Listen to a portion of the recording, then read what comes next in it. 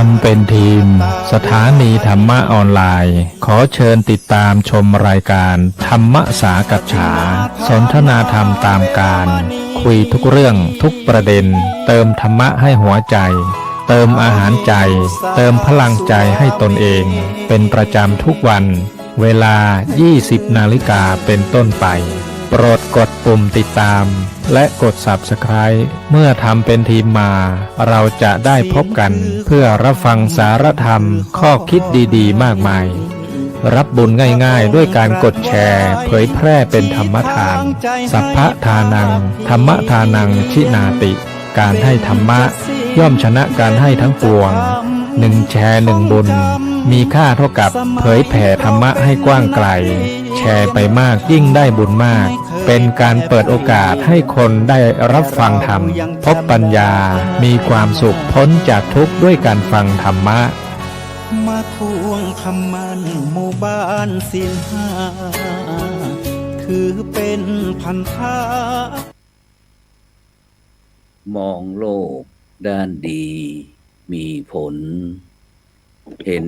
คนอื่นดีมีค่าปลูกใจให้เกิดศรัทธาตั้งหน้าทำดีมีคุณมองโลกด้านร้ายกลายกลับใจรับแต่เรื่องเคืองคุณเหนื่อยหน่ายเลิกล้างทางบุญที่บุญแท้แน่เอ่ยก็ขอกล่าวขอธรรมะสวัสดีกับบรรดาท่านผู้ฟังแล้วก็ท่านผู้ชมทุกท่านที่กำลังติดตามรายการเห็นธรรมเห็นเราเห็นธรรมทางช่องธรรมะเป็นทีมทีวีออนไลน์กลุ่มพระสงฆ์อุบาสกอุบาสิการ่วมกันเผยแผ่ธรรมะออนไลน์ไลฟ์สดทาง Facebook ทาง YouTube และสถานีวิทยุเครือข่ายคลื่นสีขาวชาวประชา8จังหวัดภาคเหนือ FM 104.50 เมกะเฮิรตซ์วัดฝายหินอำเภอเมืองจังหวัดเชียงใหม่ YouTube วัดหลวงจอมคำเขมรัตน์นครเชียงตุง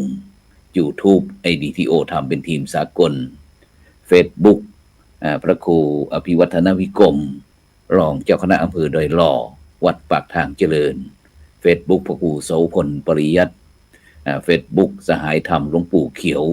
จากวัดพุทธภาวนาเวสเตอร์โรสจากประเทศสวีเดน Facebook IDTO ทำเป็นทีมสากลพร้อมทั้งภาคีเครือข่ายทุกช่องทางซึ่งในค่ำคืนนี้นะครับก็ผมอัตมภาพพระครูโสพลปริยัติก็ได้นำรายการเห็นธรรมเห็นเราเห็นธรรมมาพบกับบรรดาท่านผู้ฟังท่านผู้ชมในคืนวันอาทิตย์ที่31เดือนสิงหาคมปีพุทธศักราช2568ซึ่งบรรดาท่านผู้ฟัง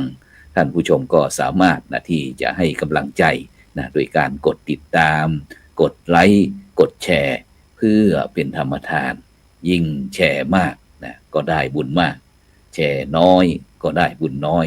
ไม่แชร์ก็ไม่ได้บุญหรือว่าจะร่วมสนับสนุนช่องทำให้เป็นทีมของเรากับมูลนิธิ1016เพื่อการกุศลโดยท่านอาจารย์เจ้าคุณพระวิสุทธิวัชราภรณ์หรือว่าครูบาขาวจากวัดลัทธิวันพนรขอนตาลที่เป็นสปอนเซอร์สนับสนุนหลายปีพร้อมทั้งศูนย์ไกล่เกลี่ยข้อพิพาทภาคประชาชนคณะสงฆ์จังหวัดเชียงใหม่มหาวิทยาลัยมหาจุฬาลงกรณราชวิทยาลัยเขตเชียงใหม่มูลนิธิโพธิยาลัยพร้อมทั้งคณะสงฆ์จังหวัดเชียงใหม่โดยพระเดชคุณหลวงพ่อพระเทพมังคลาจารย์พระเดชคุณหลวงพ่อพระเทพสิงหวราจารย์รองเจ้าคณะจังหวัดเชียงใหม่ฝ่ายเผยแผ่พร้อมทั้งโครงการวัดประชารัฐสร้างสุขพร้อมทั้งโครงการหมู่บ้านรักษาศีล5ซึ่งกำลังจบภารกิจปิดจ็อบไปเมื่อวันก่อนฉะนั้นก็วันนี้ก็เราก็เลยได้รับความเมตตาจากคณะครูบาอาจารย์ของเราก็จะมาร่วมถึงความเคลื่อนไหว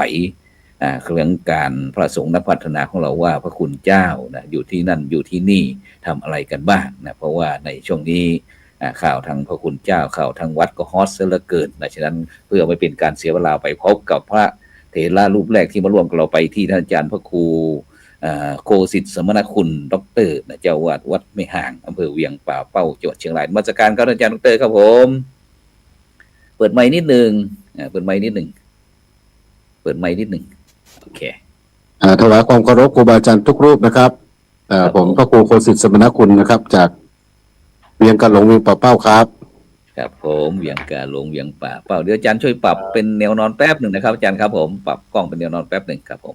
ไปที่รูปที่2ครับอาจารย์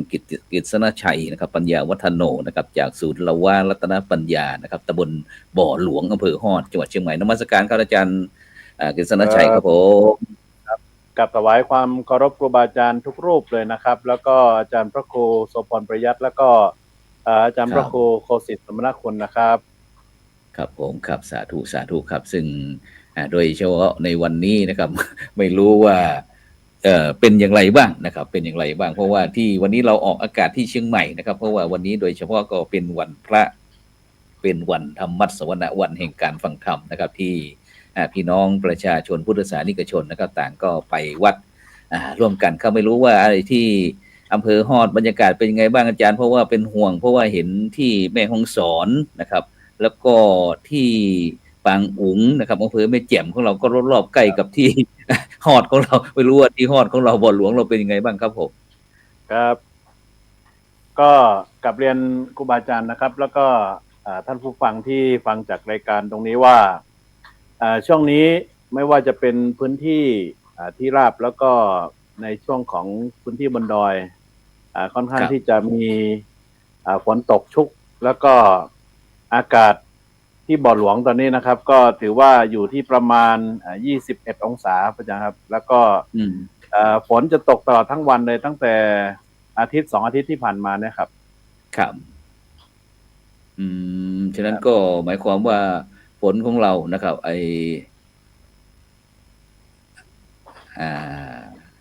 ชักตรงข้างบนนิดหนึ่งนะอาจารย์ครับที่จะมีเป็นแบบอัตโนมัติครับผมข้างบนขอบข้างบนนิดหนึ่งอย่างนี้ก็ได้ไปที่อาจารย์พระครูเลยก็ได้เอาครับเป็นยังไงบ้างครับอาจารย์พระครูโคสิทธิ์ที่เวียงป่าเป้าเวียงกาหลงของเรามีน้ำมีท่ามีน้องน้ำเยอะบ้างไหมเนี่ยเปิดไมค์นิดนึงครับผมเปิดไมค์นิดหนึ่งอาจารย์ช่วยเปิดไมค์นิดหนึ่งไม่มีน้องน้ำมาเยี่ยมเลยครับก็เป็นห่วงโชคดีครับปีนี้ครับคุยกับอาจารย์กิตนชัยนะครับว่าที่ปางอุ๋งอำเภอแม่แจ่มนะครับจังหวัดเชียงใหม่ของเราก็โอ้โหเยอะเหมือนกันครับพี่น้องที่ปางอุ๋งนะครับแล้วก็พี่น้องที่นู่นที่แม่ฮ่องสอนนะครับก็เยอะแยะเหมือนกันครับซึ่งเมื่อวันก่อนพระเดชคุณหลวงพ่อพระเทพรัตนนายกนะครับพร้อมทั้งคณะกรรมการโครงการหมู่บ้านรักษาศีล 5 หนเหนือของเรานะครับก็ได้ร่วมบริจาคนะครับในการที่จะเป็นกำลังใจให้พี่น้องที่ประสบอุทกภัยที่ปางอุ๋งแล้วก็ที่อำเภอเมืองจังหวัดแม่ฮ่องสอนด้วยนะครับแต่เชียงรายเราไม่มีปัญหาเลยนะอาจารย์เนาะไม่มีครับปีนี้รู้สึกว่าเชียงรายจะเบามากครับแต่ว่าเป็นหนักทางพี่น้องทางแม่ฮ่องสอนทางแม่แจ่มทางเชียงใหม่เนาะ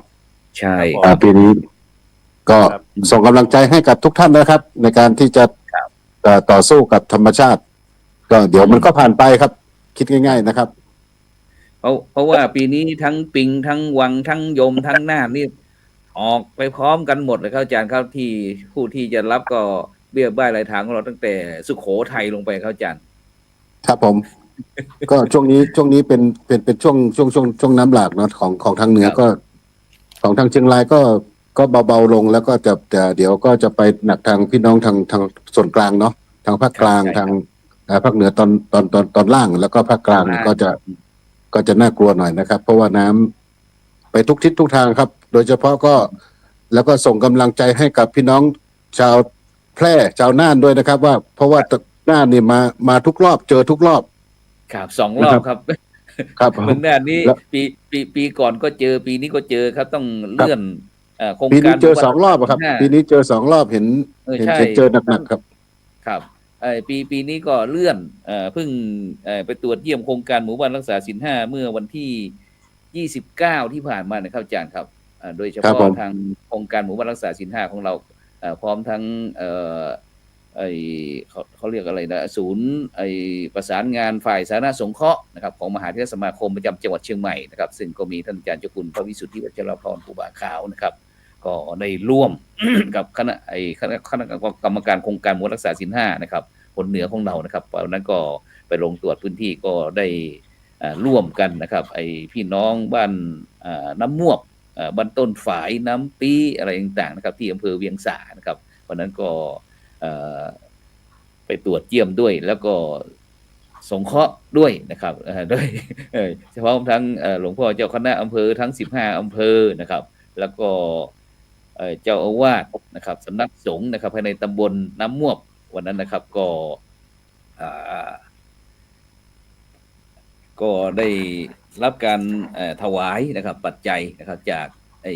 โครงการหมู่บ้านรักษาศีล5เป็นที่เรียบร้อยนะครับฉะนั้นก็พี่น้องบรรดาท่านผู้ฟังท่านผู้ชมก็สามารถอาจารย์ที่จะส่ง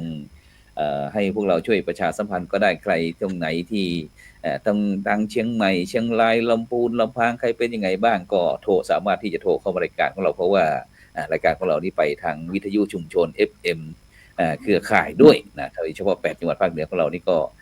เกือบ30กว่าสถานีนะครับซึ่งก็เป็นท่านอาจารย์พระครูอภิวัฒนวิกรมนะครับรองเจ้าคณะอำเภอโดยหล่อวัดปากทางเจริญก็จะเป็นแม่ข่ายนะครับในการที่นำสัญญาณเสียงนะครับจากรายการของเราไปออกนะครับทั้งภาคกลางคืนแล้วก็ภาคตอนเช้าด้วยครับแม้กระทั่งรายการธรรมะรับอรุณครับฉะนั้นวันนี้นะครับหลังจากที่ตรวจเยี่ยมโครงการหมู่บ้านรักษาศีล5เสร็จเรียบร้อยวันนั้นก็ได้นัดกับท่านอาจารย์พระครูโคสิทธิ์สมณกุลวันนั้นก็ได้มีโอกาสเอาผลงานหน่วยอบรมประชาชนประจำตำบลนะครับไปร่วมกิจกรรมหมู่บ้านรักษาศีล5ที่วัดอะไรนะกลมๆนะเวียงมนครับเวียงมนครับเวียงมนเวียงมนกลมกลมก็มนภาคเหนือเขาเรียกว่ามนทางภาคกลางเขาเรียกกลมเนาะครับไม่รู้ว่าวันนั้นเป็นยังไงบ้างอาจารย์คุยฟังหน่อยบรรยากาศเห็นพี่น้องเพราะว่าในช่วงนี้ข่าวทางวัดเราทางวัดทางวาทางพระสงฆ์เจ้าก็จะฮอตสักหน่อยไม่รู้หลายท่านหลายคนก็ถามว่าอาจารย์ครับอาจารย์ขาโครงการหมู่บ้านรักษาศีล5ของเราเป็นอย่างไรบ้างได้รับผลกระทบไหมอย่างเงี้ยในฐานะที่อาจารย์ไปแสดงผลงานด้วยแล้วก็ได้สังเกตการณ์ด้วยมันได้รับผลกระทบไหมอาจารย์ครับเรื่องถ้าผลกระทบเนี่ยผมคิดว่าน้อยครับน้อยคือตอนนี้ญาติโยมเขาเข้าใจว่าเขาจะแบ่งเป็นส่วนตัวแล้วก็ส่วนรวมเนาะเขาเริ่มเข้าใจว่าตอนนี้มุมมองของญาติโยมเนี่ยบอกว่านั่นก็เป็นความผิดส่วนตัวเข้าไปแต่ว่าที่เหลือเนี่ยยังดีอยู่ก็อย่างที่พวกเราประชาสัมพันธ์คุยกับญาติโยมทุกครั้งว่าพุทธศาสนาเนี่ยมันไม่ได้เสื่อมนะหลักธรรมของพระพุทธเจ้าเองก็ยังไม่ได้เสื่อมแต่คนที่เสื่อมแต่สิ่งที่เสื่อมไปก็คือบุคคลแค่นั้นเองแต่แล้วก็บุคคลเนี่ยก็เป็นเพียงส่วนน้อยเท่านั้นที่ทำความเข้าใจกันจากการทำเรื่องหมู่บ้านรักษาศีล5แล้วก็หมู่บ้านประชารัฐที่ผ่านมาเนี่ยครับก็โดยเฉพาะเรื่องของหมู่บ้านศีล5ที่เราไปทำเนี่ยญาติโยมก็ให้ความสนใจยังเยอะอยู่นะครับยังมีมากเลยนะครับแล้วก็ช่วงนี้เนี่ยช่วงนี้ผมออกอีเวนต์บ่อยก็คือ5วันเนี่ยผมจัดบูธไป 4-5 บูธนะครับ 4-5 ที่ด้วยกันแต่ญาติเสียงสะท้อนจากญาติโยมก็บอกว่าก็คือส่วนที่ทำดีก็พระที่ทำดีก็มีเยอะที่ทำไม่ดีก็มีบ้างมันก็มีมันก็รันไปทุกวงการนะครับเนาะมันก็มีรันไปทุกวงการแล้วก็คิดว่ากระแสของพุทธศาสนาหรืออะไรต่างๆเนี่ยก็ยังอยู่ในความสนใจของญาติโยมอยู่นะครับแต่ถึงแม้ว่าจะข่าวอะไรจะกลบไปบ้างแต่ว่าจริงๆแล้วเนี่ยคนที่ญาติโยมที่ยึดมั่นศรัทธาในพุทธศาสนาแล้วก็โดยเฉพาะคนในพื้นที่เนี่ยเห็นการทำงานของพระสงฆ์ในพื้นที่เองเนี่ย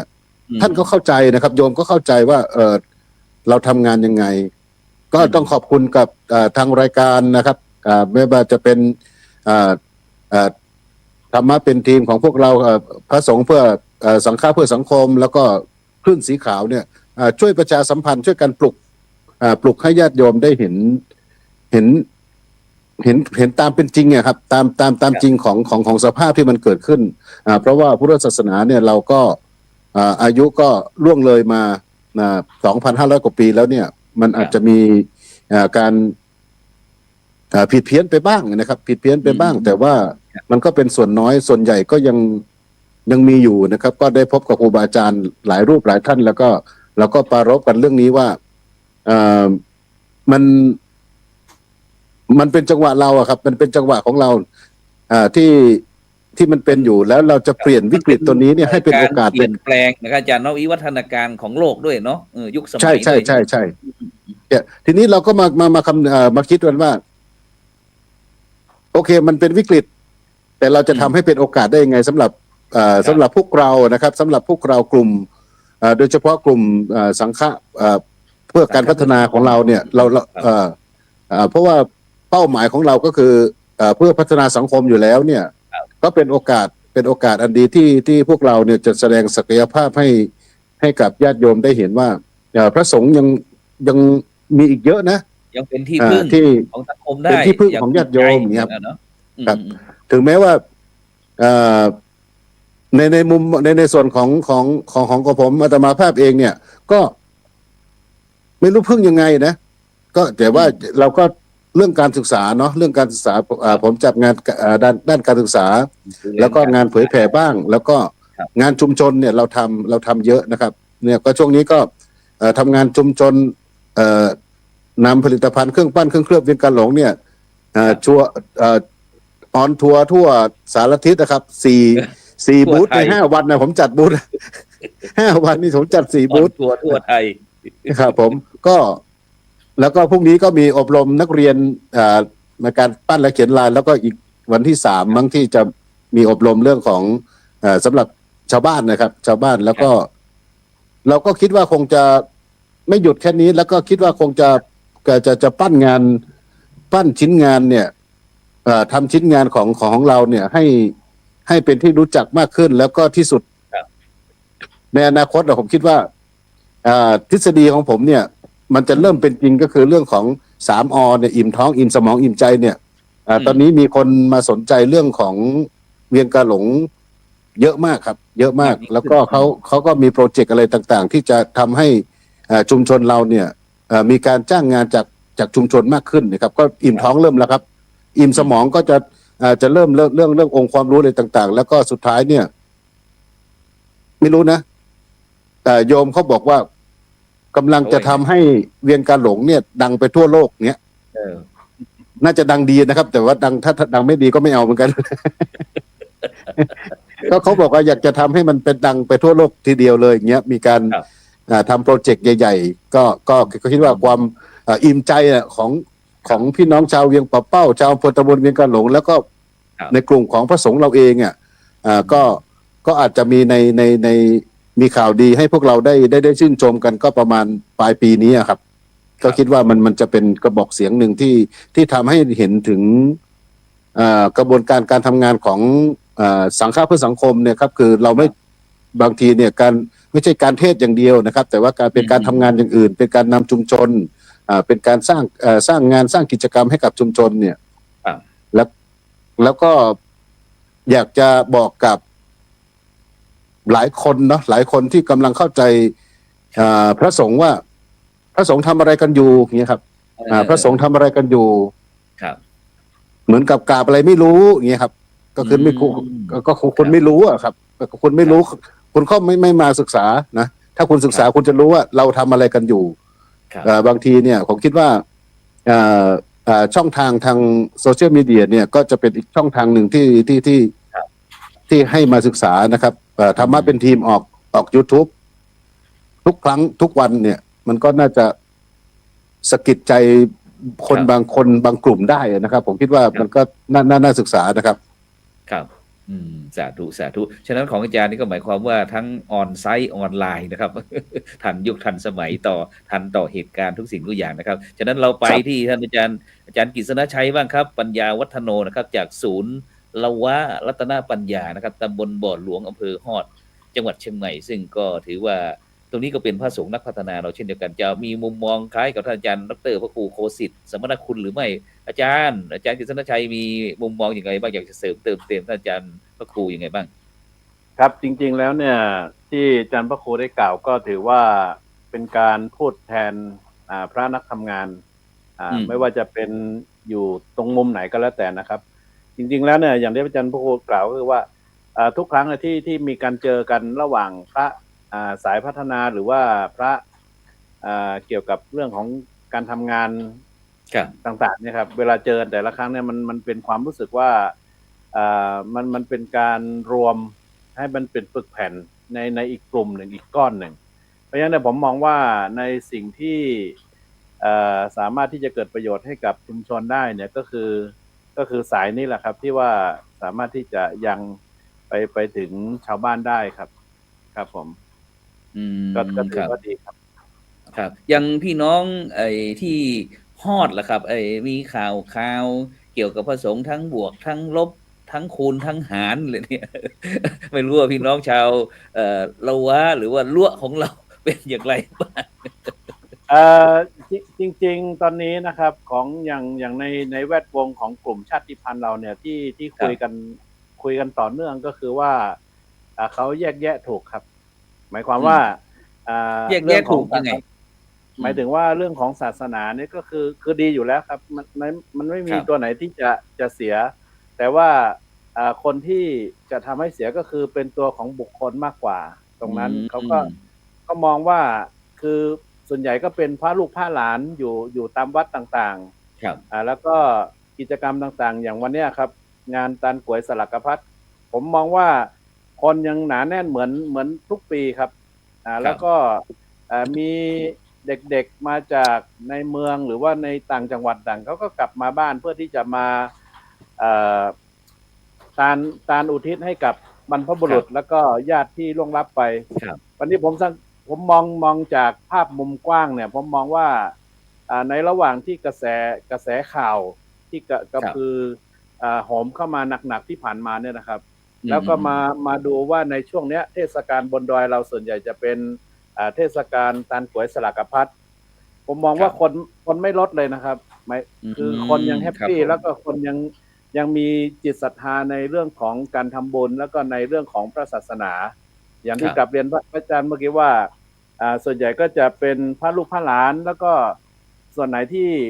ที่ทำเสียก็ต้องดำเนินการไปตามนั้นครับก็ รับไปตามที่ ไม่ได้เหมารวมว่า ตามปัจจัยที่ตนเองได้กระทำใช่ไหม ไม่ใช่ว่าพอมีข่าวแล้วผมจะไม่เข้าวัดแล้วหนูจะไม่เข้าวัดอะไรแบบนี้ส่วนใหญ่จะไม่ค่อยมีครับ เพราะว่าทางชาติพันธุ์ผมนี่เป็นกลุ่มชาติพันธุ์ล้วนเนี่ยก็จะมีข้อหนึ่งที่เป็นข้อเตือนใจว่าล้วอยู่ไหนวัดอยู่นั่นแสดงว่าเราให้ความสำคัญเกี่ยวกับศาสนาพุทธแล้วก็เกี่ยวกับวัดครับ ครับผม เพราะว่าต้องช่วยกันทำนุบำรุง ครับผมครับนี่ก็เป็นเสียงสะท้อนนะครับจากพระสงฆ์นักพัฒนาของเราครับซึ่งผมบรรดาท่านผู้ฟังท่านผู้ชมก็ตอนนี้ก็กำลังติดตามรายการเห็นธรรมเห็นเราเห็นเราเห็นธรรมนะจะผู้ใดเห็นธรรมผู้นั้นเห็นเราผู้ใดเห็นเราผู้นั้นเห็นธรรมอย่างที่องค์พระสัมมาสัมพุทธเจ้าได้ตรัสนะฉะนั้นก็ชาวพุทธของเราก็จะต้องมีสติคอยมากันกรองพินิจพิจารณานะหาเหตุหาผลแล้วมาทำให้เกิดปัญญาอะไรต่างๆฉะนั้นหลายท่านหลายคนก็คงจะมีความสุขเช่นเดียวกันเพราะว่าพระคุณเจ้าที่หรือว่าคณะครูบาอาจารย์ที่มาทางช่องธรรมะเป็นทีมของเรานั้นส่วนมากเนี่ยคือของแท้ ของแท้แน่นอนนะที่จะต้องมีผลงานเยอะแยะมากมายนะแต่เราพยายามที่จะเอาคณะครูบาอาจารย์เราเนี่ยมาสื่อสารให้ท่านทั้งหลายได้รับฟังนะเพื่อที่เพราะว่าในช่วงนี้พี่น้องพุทธศาสนิกชนนี่แม้กระทั่งการดำเนินชีวิตการประกอบสัมมาอาชีพอาจจะฝืดเคืองบ้างแล้วก็อาจจะมีอารมณ์บ้างนะอาจจะหุนหันพลันแล่นโดยการตัดสินโดยมโนไปบ้างนะแต่เมื่ออารมณ์เย็นขึ้นก็จะกลับมาเพราะว่าความจริงเนี่ยพระคุณเจ้าก็อย่างที่ท่านอาจารย์กฤษณชัยได้พูดบอกว่าก็คือลูกหลานของชาวบ้านนะที่เสียสละที่จะเข้ามาศึกษาเพื่อที่จะสืบสานต่อยอดอายุพระพุทธศาสนาฉะนั้นไม่ใช่ว่าเข้ามาบวชปุ๊บนี่จะต้องโอ้โหคุณธรรมจริยธรรมอะไรจะต้องดีเลิศประเสริฐศรีอะไรต่างๆจะต้องมีการบวชเรียนศึกษาเราเรียนอะไรขัดเกลาอะไรต่างๆทั้งด้านการศึกษาทั้งทางโลกทั้งทางธรรมอะไรต่างๆเนี่ยถึงจะทำให้แกร่งโดยเฉพาะเขาเรียกว่าอดีตนักบินมีชั่วโมงบินคือมีประสบการณ์อย่างที่โดยเฉพาะท่านอาจารย์พระครูโคสิทธิ์สำนักคุณนี่แน่นอนนะผู้ช่วยศาสตราจารย์ดร.นี่การันตีนะเพราะว่าในปัจจุบันนี้พระสงฆ์ของเราก็ไม่ได้อยู่กับที่นะก็มีการพัฒนาแต่ต่างๆไม่ว่าจะเป็นงานการศึกษาการเผยแผ่การศึกษาสงเคราะห์การสาธารณสงเคราะห์สาธารณูปการแล้วก็บวกอีกหนึ่งเป็นงาน6ด้านแล้วก็เป็น7ด้านนะซึ่งอย่างพระพุทธเจ้าก็บอกว่าพวกท่านทั้งหลายอย่าไปทางเดียวกันให้ไปทางทีละรูปนะเพื่อที่จะได้สงเคราะห์ บำบัดทุกข์บำรุงสุขพี่น้องชาวโลกนะไม่ใช่เฉพาะคนไทยนะบรรดาท่านผู้ฟังทั้งหลายฉะนั้นเราพุทธศาสนาเราคือเป็นศาสนาโลกไม่ใช่ศาสนาของคนไทยนะคนไทยเราพี่น้องประชาชนคนไทยเรานี่ก็ถือว่าเป็นส่วนหนึ่งในการที่ยอมรับนับถือพระรัตนตรัยเป็นพระพุทธพระธรรมพระสงฆ์เป็นที่พึ่งนะฉะนั้นหลายคนอาจจะเข้าใจว่าพระพุทธศาสนานี่เป็นของเรานะอย่างเงี้ยความจริงพุทธศาสนาเป็นศาสนาโลกนะที่เกิดขึ้นที่ถ้าบุคคลใดท่านใดได้ศึกษาเราเรียนได้มีประสบการณ์เรียนรู้แล้วก็พึงพอใจนำไปประพฤติปฏิบัติแล้วทำให้ตนเองเกิดความสุขแบบยั่งยืนแล้วก็เนี่ยเขาเรียกว่ายอมรับนับถือพระรัตนตรัยฉะนั้นอาจารย์ครับโดยเฉพาะงานท่านอาจารย์พระครูโคสิทธิ์อย่างลูกหลานเวียงการหลงเนี่ยครับโดยเฉพาะเพราะว่ามันจะเราเคยไปที่อย่างเงี้ยเวียงมนเมื่อกี้ผมบอกเวียงกลมนี่นะ มันเป็นเมืองซ้อนเมืองครับอาจารย์ก็พอจะคุยภาพรวมของเวียงการหลงให้พี่น้องบรรดาท่านผู้ฟังท่านผู้ชมได้ฟัง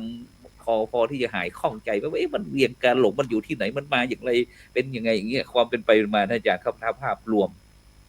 ครับก็เวียงการหลงเองก็เป็นเมืองโบราณเนาะเป็นเมืองโบราณคิดว่ามันจะเป็นเมืองหน้าด่านมากกว่าครับเพราะอาจารย์จากที่เราดูพื้นที่ของเวียงป่าเป้าแล้วเนี่ยมันจะมีช่องมันจะเป็นหุบเขาเข้ามาเนาะมันเป็นห้อมเป็นห้อมห้วยทั้งสองฝากเองนะครับเนาะตั้งกลางเนี่ยมันจะเป็นที่โล่งเนี่ยแต่ว่ามันก็จะมีเวียงมนก็เป็นหนึ่งเวียงมนก็เป็นหนึ่งเวียงที่เป็นคิดว่าจะเป็นป้อมปราการชั้นกลางของของเวียงป่าเป้าเลยครับของเวียงป่าเป้าแล้วก็มันจะมีเวียงดงแล้วแถวพุทธม่อนจอมพอของพระครูของตุลุงศิษย์เนาะแถวนั้นเนี่ยจะเป็นอีกเวียงหนึ่งถ้าจะมีแล้วก็มันน่าสนใจที่ว่ามันจะเป็นคู่กันนะครับเวียงดอยเนี่ยเวียงดอยก็จะคู่กับ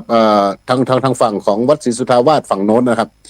ฝั่งทิศตะวันออกแล้วตรงกลางเนี่ยมันก็จะมีเวียงมนกับเวียงห่อไงครับเวียงห่อก็คือเวียงห่อก็จะจุดสูงสุดฝั่งตะวันตกซึ่งอยู่ตรงกันกับเวียงมนเลยครับตรงกลางแล้วก็สุดท้ายสายใต้เนี่ยก็จะมาเวียงกาหลงกับเวียงสมณะนี่ก็จะคู่กันมาครับมันก็จะในการที่จะดูศัตรูเนี่ยจะเข้ามาทางนี้เนี่ยมันก็ต้องมีเส้นทางแล้วก็มีช่องเนาะมีช่องในการที่จะดูครับช่องทางผ่านชาติศึกนะครับแล้วก็เวียงกาหลงเนี่ยก็อยู่ฝั่งทางทิศตะวันตกตะวันออกเฉียงใต้ของอำเภอเวียงป่าเป้าเนี่ยแล้วก็ติดกับพะเยาครับกับพะเยาไปวังเหนือเส้นทางไปวังเหนือเพราะฉะนั้นเวียงกาหลงเองก็จะเป็นถ้าเป็นภาษาสมัยใหม่เนี่ยเขาเรียกเป็นฮับเนาะเป็นจุดศูนย์กลางของเชียงรายก็ประมาณ80 โลไปเชียงใหม่ก็80 กว่าเมืองหน้าด่านของเชียงรายครับผมแล้วก็จากพะเยามาถึงเวียงกาหลงนี่ก็70 กิโลจากเวียงกาหลงไปลำปางเนี่ยก็ประมาณ100 โลนี่ครับประมาณนี้ก็คือมันจะเป็นจุดศูนย์กลางตรงนี้แล้วก็เวียงกาหลงเนี่ยเป็นแหล่งดินภูเขาไฟที่ในโบราณนะเป็นมีดินดำแล้วก็การพัฒนาก็มาจากพญางามเมืองพ่อขุนรามคำแหงแล้วก็พญามังลายเนี่ย3 ท่านเนี่ยเป็นสหายกันการเดินทางจากพะเยาเนี่ยภูกำยาวเนี่ยไปเชียงใหม่เนี่ยซึ่งเวียงกาหลงเนี่ยเป็นเมืองกึ่งกลางต้องหยุดพักที่นี่1 คืนหรือ 2 คืนบ้านเฮาเรียกว่าปังยั่งอีนอเป็นอาจารย์เนาะครับปังยั่งเป็นปังยั่งแล้วก็คุดคูรอบแล้วก็เพื่อป้องกันซัดนี่นะครับก็มาเจอกับดินที่นี่ครับดินที่นี่แล้วก็เอามาทำเป็นพระก่อนดินของเวียงกาหลงเนี่ย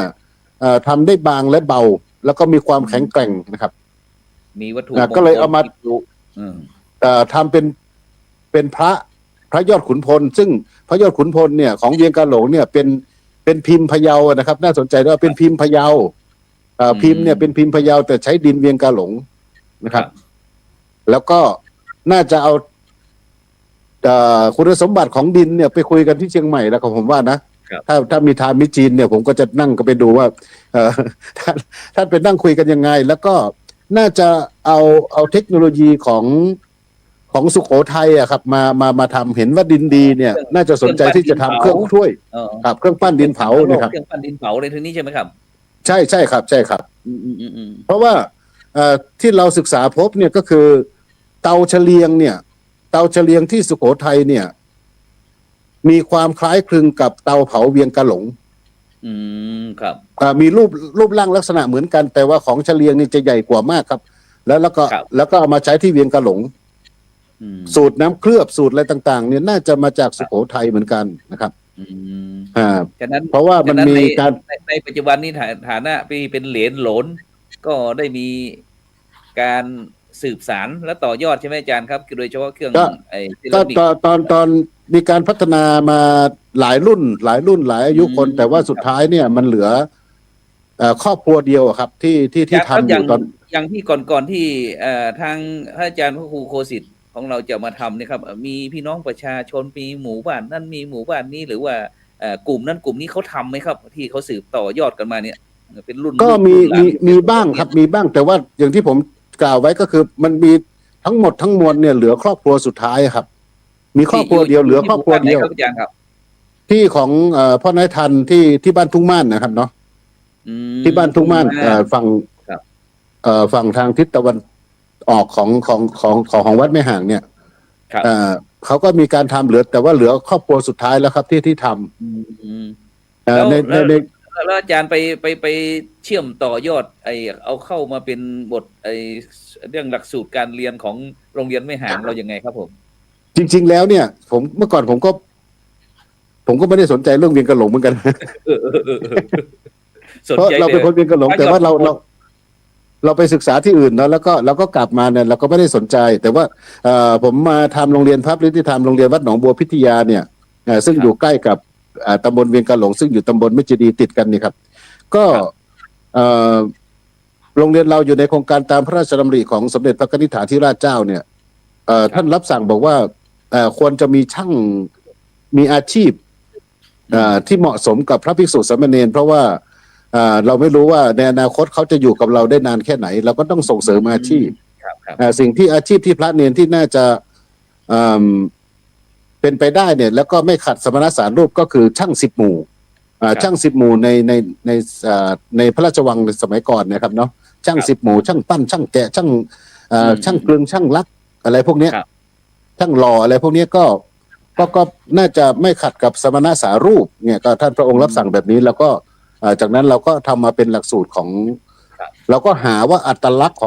ของเราเนี่ยโรงเรียนวัดหนองบัวเนี่ยเราจะเอาอะไรนี่ครับผมก็มาฉุกคิดว่าเราจะเอาอะไรช่างสิบหมู่นับไปนับมา มันก็ไม่มีอะไรเลยที่เราจะถนัดเงี้ยครับ ก็มาเห็นเรื่องของการปั้นการเขียนลายแล้วก็การเผาเซรามิกเนี่ยการทำเครื่องเคลือบเวียงกะหลงเนี่ยมันได้หลายช่างเนี่ย ช่างวาดช่างเขียนก็มีช่างปั้นก็มีช่างหล่อก็มีอะไรเนี่ยต่างๆเนี่ยก็น่าสนใจว่าเรารวบทีเดียวไหมเนี่ยก็สนใจก็ไปศึกษาแล้วก็ให้ภูมิปัญญาที่เหลืออยู่เนี่ยเขามาสอนที่โรงเรียนครับมาพัฒนาที่โรงเรียนเนนเขาก็สนใจแล้วก็ทำได้ดีด้วยนะครับ ก็ช่วงแรกๆก็ทำกันเพื่อที่จะให้มันตอบโจทย์ของโรงเรียนเป็นในปัจจุบันนี้เราได้บรรจุเป็นหลักสูตรในการเรียนของโรงเรียนของเราเรียบร้อยหนองบัวเรียบร้อยแล้วใช่ไหมครับ ครับผมก็เขียนเป็นหลักสูตร ครับที่ถ้าน้องเนนจะมาเรียนกับเราจะถึงจะได้เรียนเครื่องปั้นดินเผาของเราเนี่ย ครับก็ตั้งแต่ม.1 ถึงม.6 เลยครับม.1 เนี่ยก็จะให้เรียนเรื่องเรื่องประวัติศาสตร์เวียงกะหลงว่ามันเป็นไปมายังไงแล้วม.2 เริ่มวาดเขียนขึ้นมาวาดอะไรต่างๆขึ้นมาแล้วม.4 ม.5 เนี่ยก็จะเริ่มการปั้นการขึ้นรูปอะไรต่างๆแล้วสุดท้ายม.6 เนี่ยเรื่องของการตลาดเรื่องของการทำสหกรณ์ทำอะไรต่างๆเนี่ยให้ครบสมบูรณ์ในตัวเดียวครับก็จะทำให้สมมติว่าถ้าเขาจบม.6 แล้ว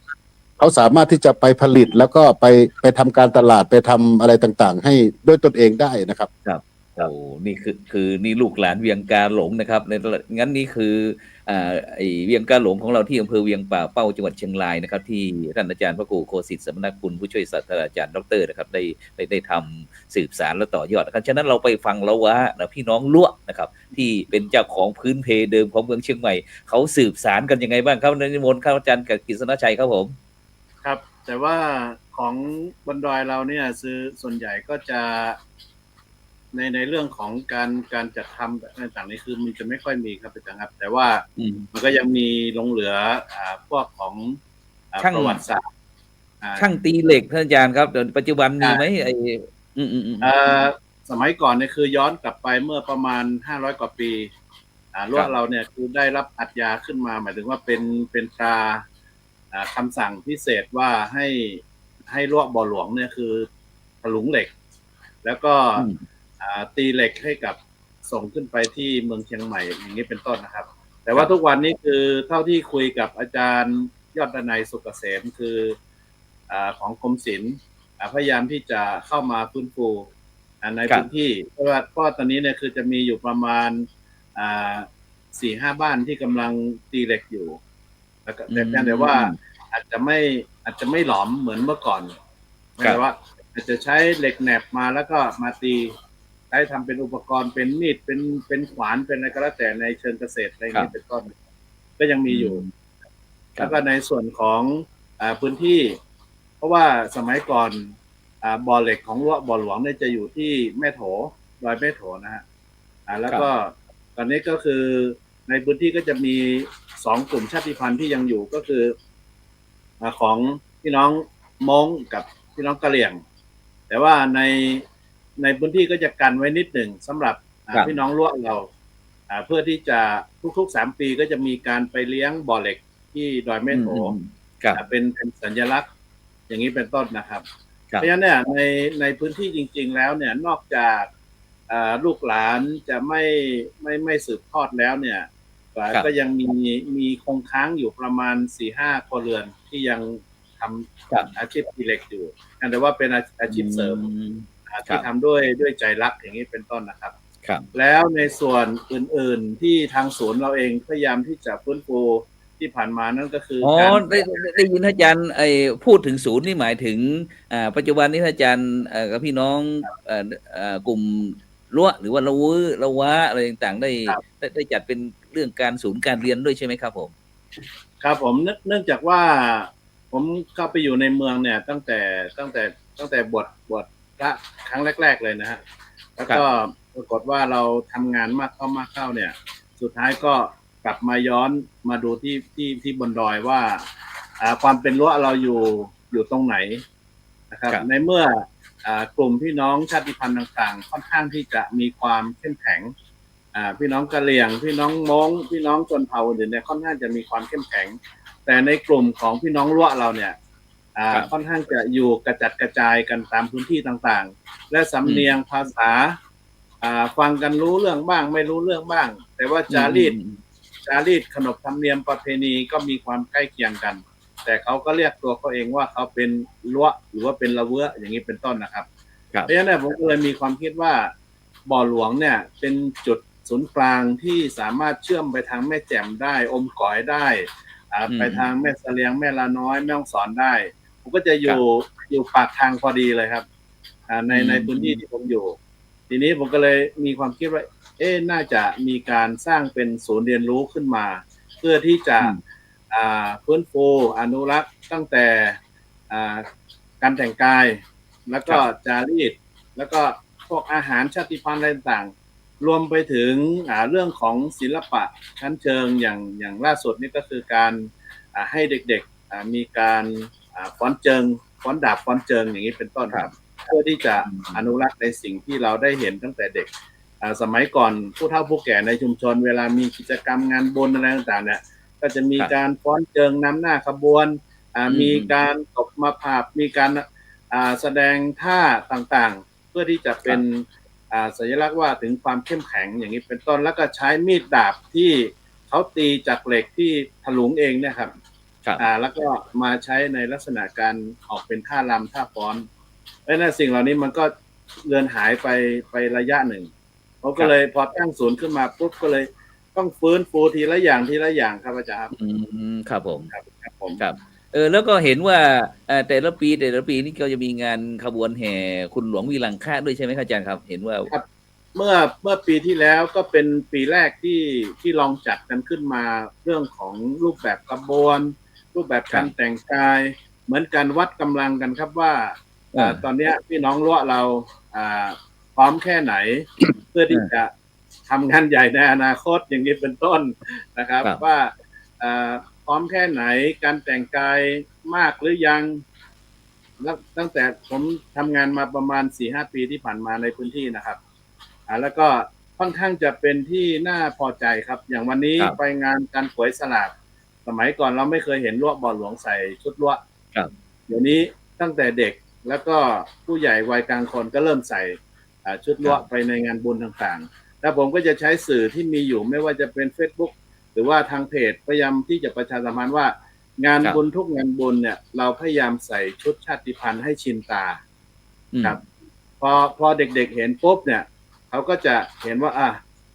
ยุคเด็กที่เกิดมาในยุคเนี้ยเกิดมาก็เห็นชุดชาติพันธุ์ของตัวเองแล้วอย่างนี้เป็นต้นครับครับผมนี่ก็เป็นอีกบทบาทหนึ่งที่พระสงฆ์นักพัฒนาที่มีเชื้อสายพี่น้องลวหรือว่าละวื้อละวะอะไรต่างๆก็แล้วแต่ที่ก็ถือว่าเป็นกลุ่มชาติพันธุ์อีกกลุ่มหนึ่งนะที่เป็นเสาหลักของพี่น้องพุทธศาสนิกชนของเราซึ่งโดยเฉพาะเรื่องการงานอะไรต่างๆที่ผ่านมา400-500 ปีอะไรต่างซึ่งรุ่นเหลนโหลนหลานอะไรต่างๆก็ซึ่งเราจะเห็นท่านอาจารย์ทั้งสองรูปไม่ว่าจะเป็นท่านอาจารย์พระครูโคสิทธิ์สมณคุณหรือว่าท่านอาจารย์กฤษณชัยซึ่งก็มีการเปิดศูนย์การเรียนเข้ามาเพื่อที่จะสืบสานต่อยอดของต้นตระกูลของแต่ละทูปแต่ละท่านซึ่งโดยเฉพาะท่านอาจารย์พระครูโคสิทธิ์ครับอันเห็นพี่น้องละวื้อบอกว่ามีทั้งเครื่องแต่งกายทั้งเครื่องแต่งตัวทั้งภาษาถ้าไปถึงเวียงป่าเป้าของเราเนี่ยเวียงการหลงของเรานี่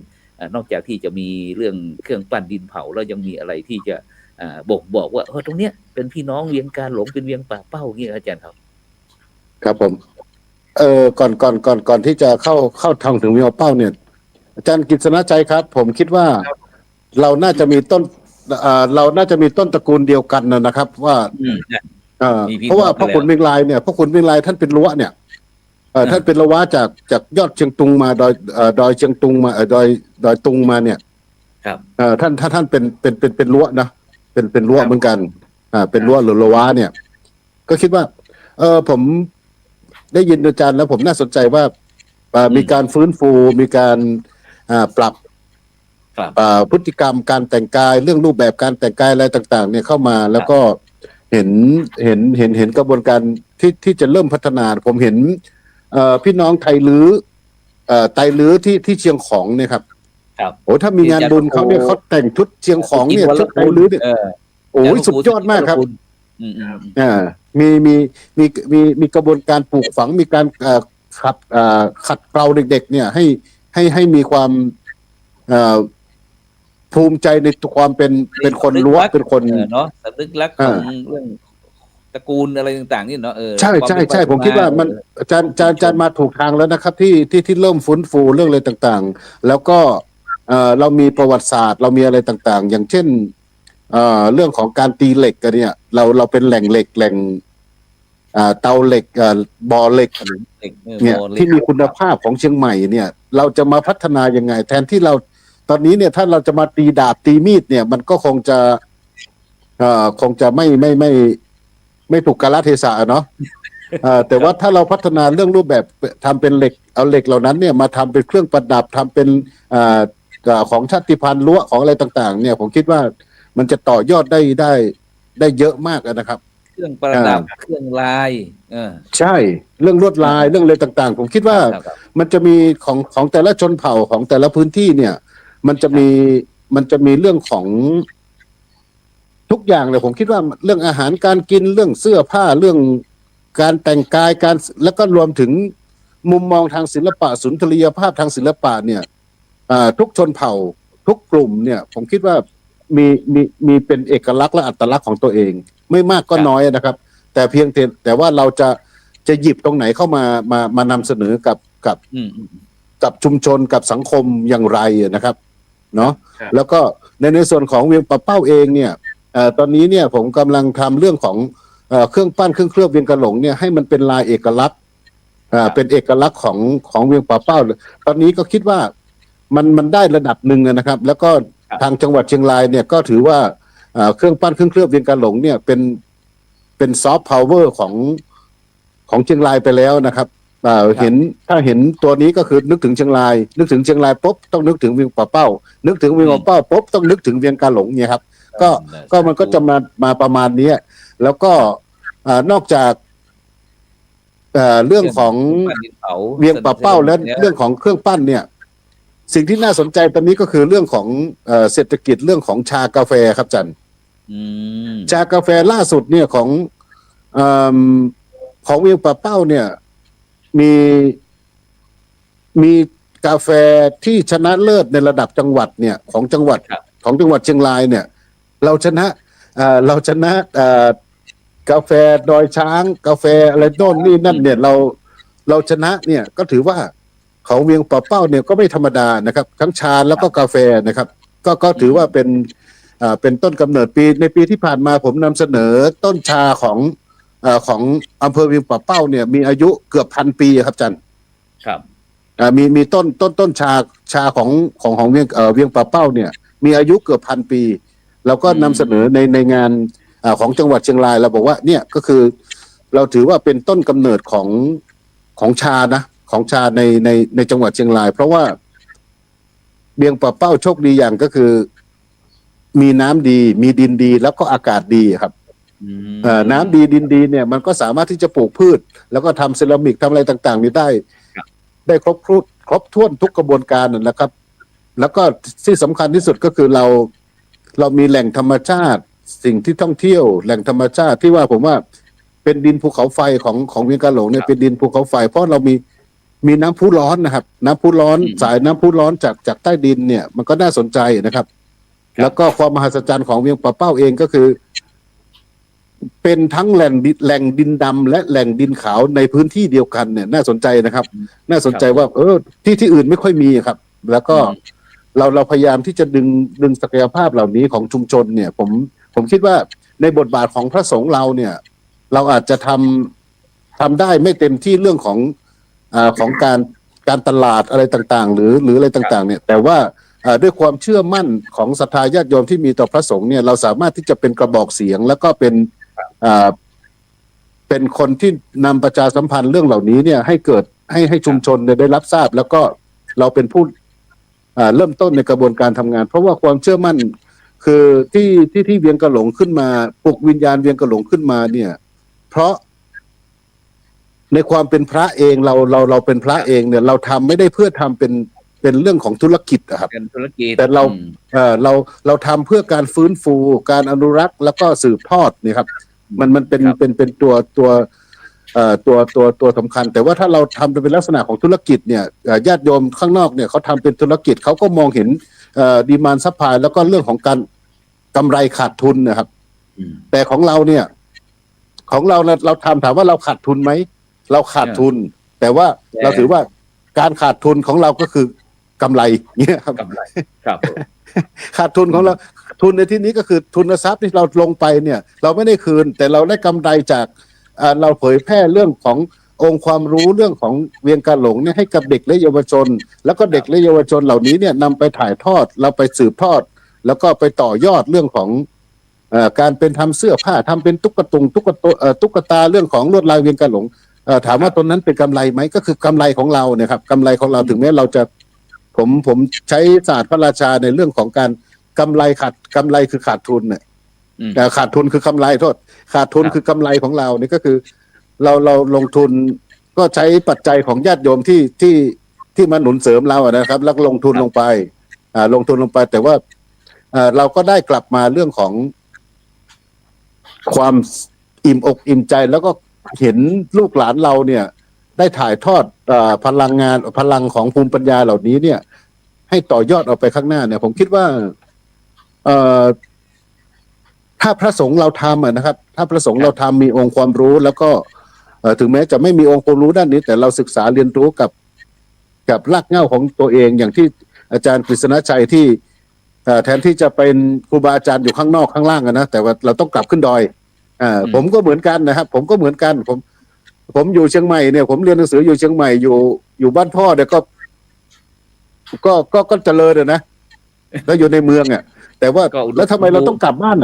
นี่ครับทำไมเราต้องกลับบ้านเราคิดว่าเราสำนึกรักบ้านเกิด แล้วก็เรานำเสนอสิ่งดีๆสิ่งที่คุณค่าเนี่ย ผมคิดว่ามันจะเ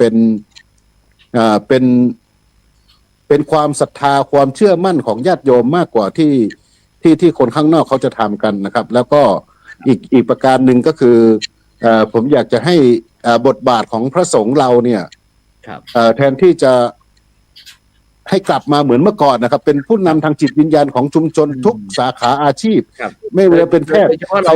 ราจะมีหน่วยงานอยู่ก็คือหน่วยอบรมประชาชนประจำตำบลหรือว่าอปตใช่ไหมอาจารย์ใช่8 ด้านของเราเนี่ย8 ด้านของเราเนี่ยเราสามารถที่จะนำกลับมาใช้ให้เกิดประโยชน์ แล้วก็นำเป็นศูนย์กลางของชุมชนได้เลยนะครับ ตอนนี้ที่เราจะทำได้ในก็เรื่องของเอาวัดเนี่ยเป็นศูนย์กลางของงานอาชีพนอกจากแล้วก็จะเป็นหมอด้วยตอนนี้หมอยาเราเนี่ยเรื่องของวัดชีวบาลทำชีวบาลทำอสมของวัดแต่ละวัดคีลานุปถากอะไรต่างๆเนี่ยผมคิดว่าเราพยายามเริ่มจะดึงกลับมาแล้วแต่ว่าเรายังดึงกลับมาไม่เป็นระบบนะครับเราคิดว่าในกลุ่มของพวกเราเนี่ยกลุ่มสังฆะเพื่อสังคมเนี่ยนั่งคุยกันว่าในอดีตเนี่ย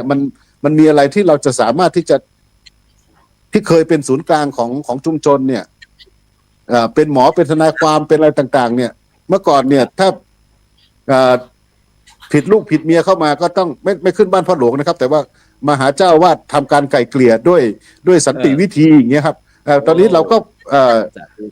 อย่างอาจารย์ดร.วิสิทธิ์เนี่ยดร.วิสิทธิ์ท่านก็ทำเรื่องการไกล่เกลี่ยศูนย์ไกล่เกลี่ยอย่างเงี้ยครับศูนย์ไกล่เกลี่ยโดยดีพระสงฆ์เนี่ยเราพยายามดึงเอาแต่ละจุดเข้ามาเป็นศูนย์กลางของชุมชนเนี่ยแต่ว่าโดยศักยภาพของพวกเราเนาะไม่สามารถที่จะทำทั้งหมดให้มันจบสิ้นกระบวนการด้วยตัวของพระรูปใดรูปหนึ่งได้นะครับแต่ว่าท่านไหนที่ถนัดเรื่องใดเนี่ยพยายามที่จะดึงมาแล้วก็เรามารวมกันเป็นศูนย์ของสังฆะเพื่อสังคมของล้านนาเราเนี่ยเราก็จะทำให้เห็นภาพรวมว่าเราไม่ได้โดดเดี่ยวนะเรายังมีชุมชนเรายังมีสังคมแล้วก็มีสหธรรมิกเรามีเพื่อนที่รุ่นพี่ครูบาอาจารย์พ่อแม่ครูบาอาจารย์เราเนี่ยท่านทำอยู่แล้วแต่ว่าบางทีเนี่ยมันอาจจะยังไม่ได้จัดเข้ามาในระบบแต่เราสามารถที่จัดเข้ามาในระบบแล้วเนี่ยเราก็ทำเป็นแพทเทิร์นของภาคเหนือได้เลยผมคิดว่าตอนนี้เนี่ยอย่างอาจารย์พระครูโสพลเนี่ยท่องเที่ยวทั่วล้านนาแล้วเนี่ยไปเกือบจะทุกจังหวัดทุกที่แล้วเนี่ยคิดว่า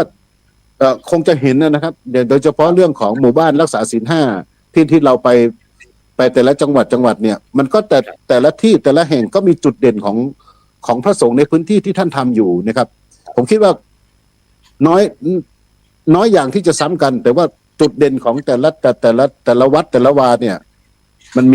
มีจุดเด่นของเอกลักษณ์อัตลักษณ์ของตัวเองนะครับแล้วเราช่วยกันนำสิ่งเหล่านั้นเนี่ยมาพัฒนามาขับเคลื่อนด้วยกันนะครับแต่ว่าโดยเฉพาะถ้าพระสงฆ์พวกเราทำกำลังของเราก็มีแค่นี้แล้วก็แต่ละรูปแต่ละท่านอายุก็ไม่ใช่น้อยๆแล้วนะครับก็กำลังมันก็จะถดถอยลงแต่ว่าต้องมีการหนุนเสริมจากญาติโยมนะครับจากญาติโยมต้องอุปถัมภ์อุปถากแล้วก็เข้าใจวิถีการทำงานของพวกเราของคณะสงฆ์แล้วก็พระสงฆ์เพื่อการพัฒนาเนี่ยของสังฆะเพื่อสังคมในภาคเหนือเนี่ยผมเชื่อมั่นว่าทุกรูปที่ร่วมงานกันเนี่ยทุกท่านไม่ได้ทำเพื่อตนเองนะครับแต่ทำเพื่อขับเคลื่อนให้สังคมไปทำด้วยจิตวิญญาณของความเป็นพระอย่างแท้จริงนะครับผมเชื่อมั่นว่าพวกเรา 99.99 เนี่ยเป็นแบบนั้นนะครับว่าเราทำด้วยจิตวิญญาณถ้าเราไม่ทำด้วยจิตวิญญาณป่านนี้เราคงจะรวยกันแล้วครับ ถึงตอนนี้เราก็ยังอยู่แบบนี้แต่ว่า เมตตาธรรมครับเราเมตตาธรรมเราอย่างที่ว่าเราได้กำไรอย่างอื่น แต่เราขาดทุนทุนทรัพย์เนี่ย แต่เรากำไรทางสังคมทำกำไรทางจิตใจเนี่ย คิดว่าเราพวกเราเนี่ยมีกำไรทางจิตใจมากนะครับนี่ก็คือผมคิดว่าสังคมพระสงฆ์เนี่ยก็ยังจะเป็นสังคมในอุดมคติของอีกหลายๆคนของหลายๆกลุ่มได้เป็นอย่างดีครับครับสาธุครับท่านอาจารย์กิติศนชัยครับนิดหนึ่งครับนิมนต์ครับได้เสริมเติมเต็มหรือว่าตรงไหนกับท่านอาจารย์พระครูโคสิทธิ์ครับผมครับผมชอบที่อาจารย์พระครูโคสิทธิ์ท่านได้กล่าวว่าเราทำด้วยจิตวิญญาณตรงนี้คือผมมั่นใจว่าจริงๆแล้วเป็นอย่างนั้นจริงครับเพราะว่าเท่าที่ทำงานในแต่ละพื้นที่หรือว่าไปคลุกคลีกับครูบาอาจารย์แต่ละรูปเนี่ยคือเรามองเห็นว่าแต่รูปคือมีความตั้งใจอยู่แล้วแล้วก็ดึงศักยภาพที่ตัวเองมีอยู่แล้วนั่นคือมาเป็นพลังในการทำงานและอีกอย่างคือจิตวิญญาณเนี่ยผมว่ามีความสำคัญนะอาจารย์เพราะว่าส่วนใหญ่คือเราจะมองเห็นประโยชน์ของชาวบ้านมากกว่าประโยชน์ส่วนตัวเพราะเท่าที่ผมอยู่ดอยเนี่ย 2-3 ปีที่ผ่านมาเนี่ยคือทุกเรื่องครับอย่างโทรศัพท์ผมเนี่ยไม่เคยปิดต้องเปิด24ชั่วโมงพร้อมที่จะให้บริการชาวบ้านครับอย่างเช่นบางทีชาวบ้านเสียชีวิต 3 ทุ่ม 4 ทุ่มเนี่ยอยู่บนดอยเนี่ยพอเข้ามาปุ๊บเนี่ยขอลงศพผมก็เตรียมพร้อมให้เรียบร้อยกับอย่างนี้เป็นต้นเนี่ยเราอยู่กับชาวบ้านเนี่ยเราไม่รู้ว่าเกิดเหตุอะไรบ้างอย่างบางทีครอบครัวที่ผมเพิ่งช่วยกันสร้างบ้านให้ที่ผ่านมาเนี่ยนะครับอันนี้ก็ลำบากผมก็เลยต้องไปช่วยกันหน่อยอะไรอย่างเงี้ยครับจนกระทั่งสำเร็จ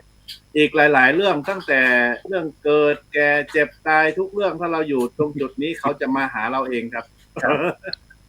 ครับบางทีเราก็ไม่ได้มีตำแหน่งอะไร